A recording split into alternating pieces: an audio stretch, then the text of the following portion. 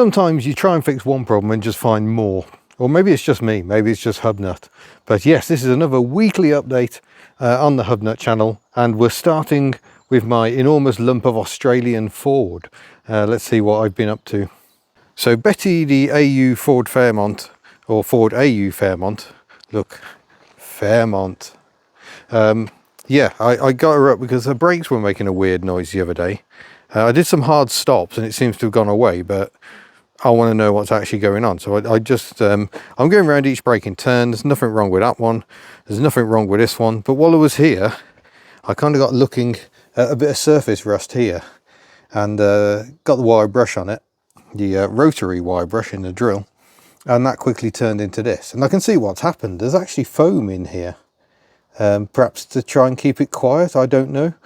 But that's obviously trapped moisture behind this skin, which is then just rusted away. And there's a bit of paint missing here on the edge of the sill as well. A couple of little rusty blebs I thought would also hit, so arch has gone there. And there's now a bit holy. And it's just about all right everywhere else, but I'm going to have to probably send this one Tim's way. Tim's got a fabricator working for him. Just managed to fill my brake system with dirt as well. There we go. So yeah, well, I'll have to get it booked in for some attention. It's a little distressing, but there we are. You can see, look, that's exactly what's happened. There's foam in there. Obviously moisture just gets trapped behind and rots it out from the inside out.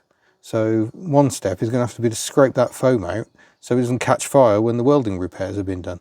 But also a chance perhaps to touch up some little scratches and rust blebs here and there. But yeah, there's still meat on the rear pads. I checked both of them. The discs aren't too worn. I think we replaced the discs. Whether it was some of this stuff coming off, I don't know.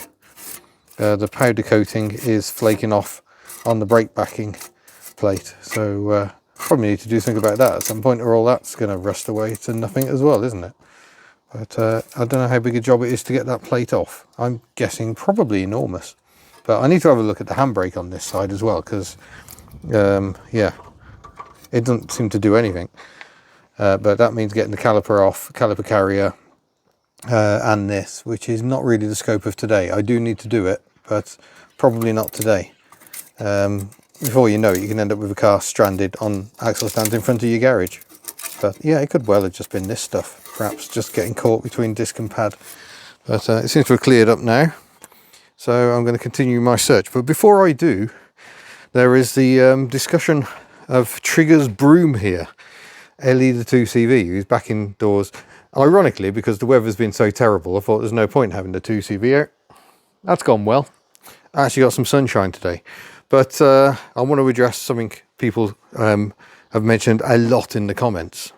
I was saying that next time Ellie has a major body refurb, I'm probably going to go for an all-new body shell. And there are lots of people going, oh, Trigger's broom, a character in Only Fools and Horses, a sitcom over here, where he says he's got the same broom even though he's had 7 heads and 6 poley bits. So there is an element of that, but let me show you how much of the car I bought in the year 2000 is actually still here. The rear bumper, no, I added that later. Fairly sure I've swapped the boot lid. The hood's changed, the wings have changed, the doors I'm pretty sure have changed. Some may be original. This rear glass is original because it's still got her number plate etched into it. But from this point down, all new. That has all been replaced twice. In fact, she's had rear sweep, so I think up here has also been replaced. So in terms of original metalwork on the outside of the body, it's from about here to here, because I think that bit's been replaced. The windscreen panel down to there has been replaced. These have been replaced. Had a new bulkhead last time as well, I think, so that's been replaced. Bonnet's been replaced. I think the A panels have been replaced.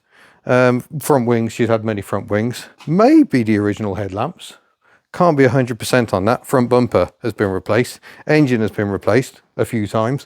Gearbox replaced a few times. One of them got destroyed in a crash, so it wasn't Ellie's fault. So coming round to this side again, vent flap has been replaced. This windscreen panel replaced. That's probably original metal. These posts down to there are metal, original metal, but sills have been replaced twice. Floors have been replaced twice. In fact, sills may have been done 3 times.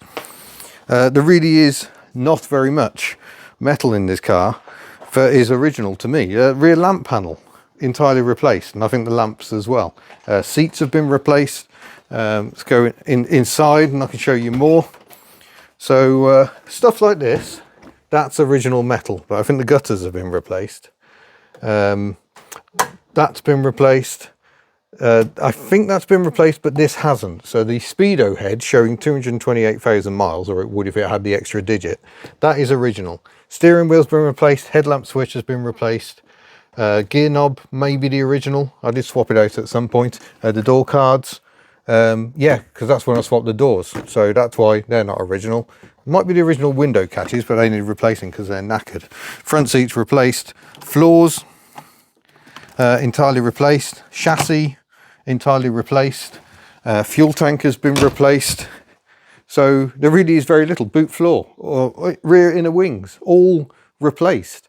So there really is, I reckon about 20% of the body shell is original Ellie, but everything else has been replaced. But to me, this is still the same car I bought 25 years ago, but in reality, very little of it remains. Just as very little of me remains. You know, all the cells get replaced over time, don't they? But I'm still me, if you see what I mean, even though my hair is somewhat different. So yeah, that Ellie already is Trigger's broom. There is already very, very little of the car I bought 25 years ago, but at least we got that one clarified. Oh, I have some Daihatsu news as well. We've actually got the wheel bearing done. It's sitting in the back of Ellie at the moment, as a matter of fact. Let me go and grab that. Went to visit Lewis at Whiteland Restorations. He kindly pushed out the old bearing, cut off the old outery bit. I forget what the outery bit is called. And put the new bearing in. And oh, it fell over and crushed my hat. That's no good. Poor hat. That hat has suffered much over the years. So yeah, we got one new wheel bearing, and nice and quiet and smooth rather than the grumbliness that was there. So that was quite a big job. So thank you, Lewis, for sorting that out. He's got a nice big press as well for pushing the bearings in. So that's done. But before I fit it, I want to replace the track rod ends. I think that one's all right actually. Maybe that one's not too bad, but yeah, I didn't like the look of them. But I think while I'm in here, and because I can get them ordered via Tim, via E&M Motor Factors, yeah, I think I'm going to replace them, because I think it just makes sense to do it while we're in here, and then we can start reassembling this and get Shemi the Charade back on the road, which would be good, because Desmond's been our default daily driver, and this one needs to be doing more. Desmond has now done 9,500 miles since we bought Desmond in July, our Peroggio Canari. And much as I love it, I'm aware we're at risk of destroying that car, so some mileage sharing needs to occur. And then once I get Shemi back on the road, then I need to prioritise the Berlingo, because that's going to be our holiday transport in July. So new arm to go on the Berlingo, get it back on the road. To be honest, I think we may move it on after our holiday, so Bella de Blingo may be for sale. I think it's time for a bit of a change on the fleet. And yeah, as for this one, this is becoming a problem. Rust is starting to creep in all over the place. And again, I've been putting a lot of miles on Betty. And the problem with lots of miles is it tends to need lots of maintenance. So I need a bit of a catch up on Betty. But anyway, I need to carry on. There are more brakes to check, so let's put this side back together and we can move on. I've just whacked some of that rust inhibiting primer on it for now, and because I'm not sure when Tim's going to be able to get it in, but something better than nothing, hopefully. Stop it deteriorating too much. Well, there's nothing massively untoward this side either. If anything, the brake pad wear seems a bit lower. But when I took the wheel off, this fell out. So the wheel weight's come off, and whether that's wedged itself between the disc and the brake shield, that could well have been it. Oh God, do I dare? Oh, I need to clean this up as well, don't I really? Need to get something on it. It's not going to survive otherwise. I went out for lunch in the Panda, which was nice. Nice to give it a run. We're not doing many miles in the Panda, but every week at least I try and get it out for a bit of a run just to keep everything up and running. Gone through the brakes. Apart from that wheel weight, I can't see anything else that was likely to have been at fault. So we'll just see how things go. We've got a big trip out on Friday, going filming, which means this is probably the only tinkering day this week. The weekend I've got plans, so this may be it. But next thing I want to do on Betty is something that on the face of it seems not very important. I want to change the stereo. So ever since I bought Betty in November 2019, first time around in Auckland, New Zealand, she came with this 6-disc in-dash changer. This is her original head unit. The code for it is written in the owner's manual. But this 6-disc in-dash stacker, it's all in the system. Notoriously rubbish, and unsurprisingly it doesn't work. It has never worked. And occasionally the red light of doom comes on and it refuses to even radio. But radio stations just seem worse and worse at the moment, so I need some alternative entertainment. So someone has sent me a single CD replacement unit. So assuming I can find that, let's fit it.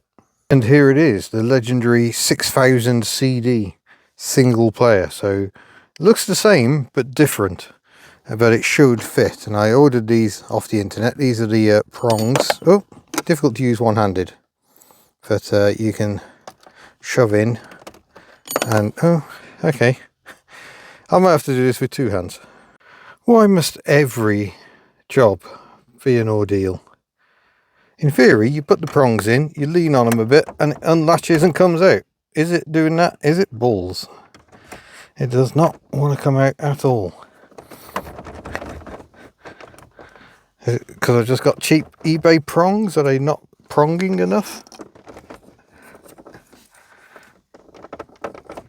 Okay, maybe I'm doing something wrong, but this is helpful. We've got the new head unit here. What are the prongs actually doing? They're going into these slots here, he says. Clunk.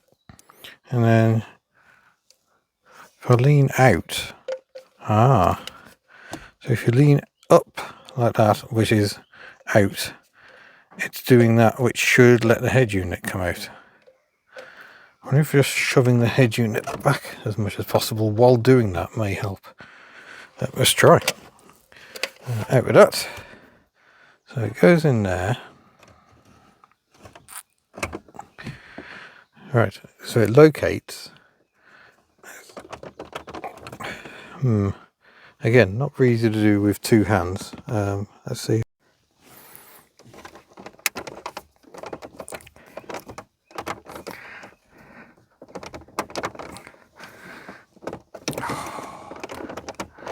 It's not feeling like it wants to do anything, really. Try the other side. Oh, stop turning the radio on.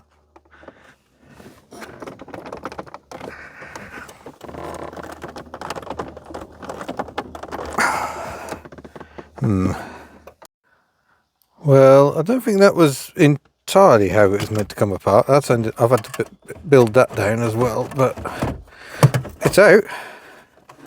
Hey. Ugh. Marvellous. Utterly killed it. And the connectors are entirely different. So there you go. It's not the same across Ford. We've got the double D sort of adapter on it there. And that there. Which is, yeah, absolutely entirely different. This plug seems the same. But even the aerial's different. Well, I believe you can get adapters. Maybe there's an adapter in there. No. Oh, great. I don't know what to do now. I was utterly destroyed this. But to be fair, it was pretty dead anyway. But yeah, that did not want to come out, as you can probably tell. Well, I don't know what's going on. Went up to Tim's to collect the track rod ends for this car here. and there was a bit of brake crunching on the way there. Nothing at all on the way back. But I thought, well, this is the one corner I haven't checked, so I better check that corner. There's nothing I missed at all. Everything's spot on. So slightly confused. There is a part of me thinking maybe it is the handbrake mechanism. I think the shoes, frankly, have come apart inside the drum at the back. Have I got time? I haven't really got time. I need to get back and cook food, but I'm going to have to look, because I'm planning to drive this car about 200 miles on Friday. Which that'll take the weekly total in this car up to about 600 miles, I think. Oh, I'm not drunk, honest. Right, so here we are again, feeling quite familiar to earlier today. We've got the rear wheel off. I've already got the caliper carrier off. Need to get this big screw out, and then I think we can get the disc off.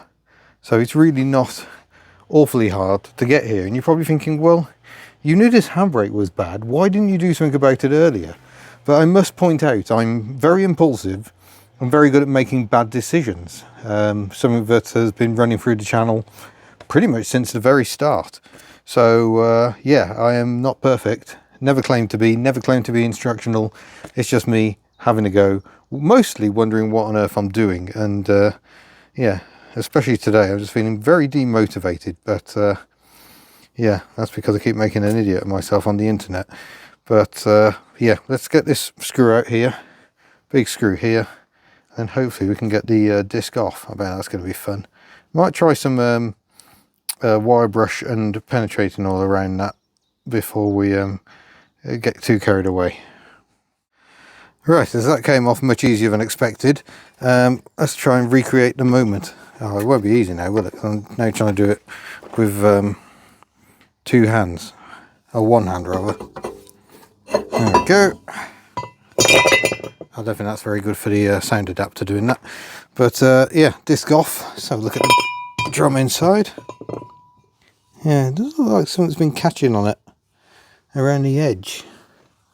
But I don't see anything untoward in here actually.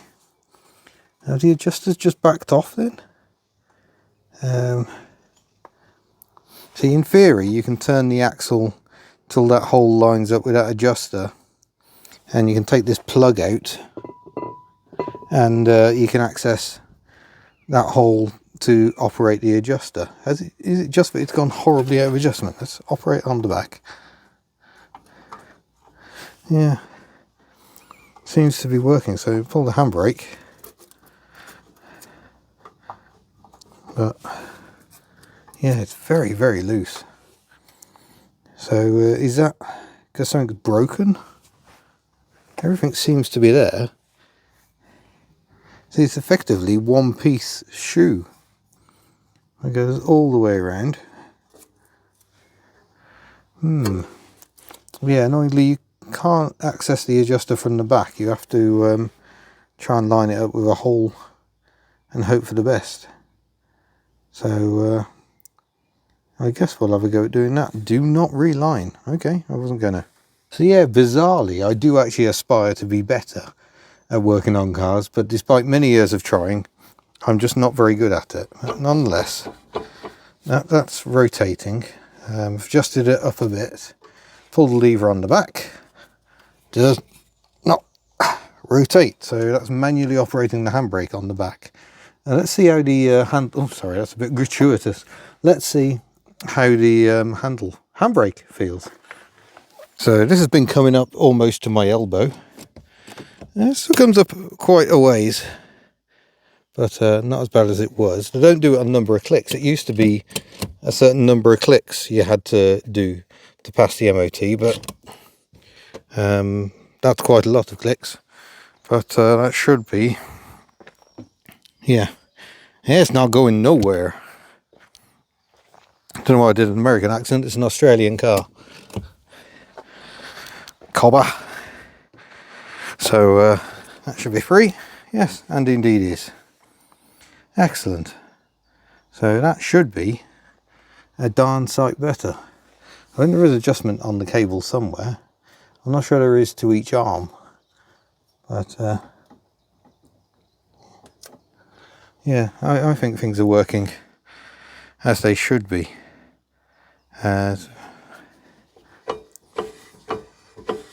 Maybe it could be a bit tighter. But you see, you've got to get a screwdriver through this tiny hole and try and find the adjuster. All good fun.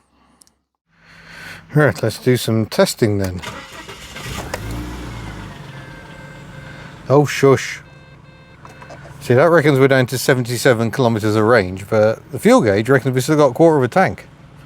So one of them is lying. Into reverse. And stop with the handbrake. Oh yeah, that works.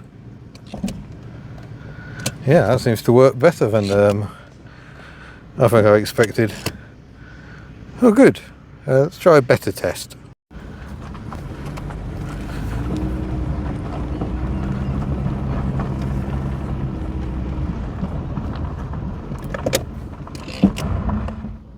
Oh, that feels a bit uneven. I think we locked up one tyre there, not two. But the handbrake nonetheless feels a lot better. Let's roll back down the hill. Gravity, yeah, there we go. Not my 205. Yeah, it's biting better one side than the other, but nonetheless it is working a lot better. I got an issue where if you pulled the handbrake on, it would be nothing, and then suddenly it would bang almost to a halt. That seems to have been fixed, and it was just a simple case of adjusting.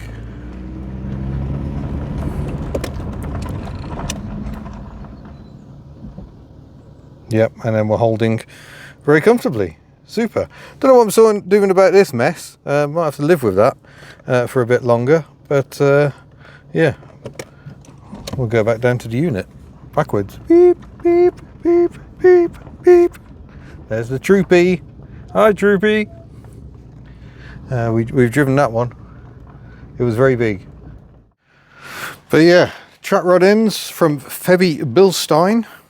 They can go in the back of the Daihatsu, and we'll deal with that another day. That's going to have to be next week. I know I said this week I would get on with a Berlingo. Nose dirt again, marvellous. But yeah, that hasn't happened. We've run out of time. As is often the way, it's the cars I'm using daily that end up stealing time from all the others, which is why poor Took is still sat out the back with her service items and no closer to actually being serviced. But I've been mucking about with a 2CV.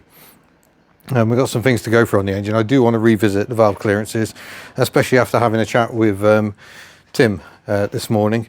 So yeah, but Ellie can be off the road for a few days, that's fine. Like I say, tomorrow's a day off. Friday I'm travelling quite some distance, which I know it's boring, but I'd much rather do in Betty. So feeling better about the brakes in Betty. Let's check they're all right. But yeah, overall, I've really only done one day of tinkering this week, so you've seen all of it. But yeah, we will get, this is the problem, I just don't have that much time to get up here. And even when the kids are away, it's just like, I thought I'll have loads of time this week, I'll crack on with all my projects.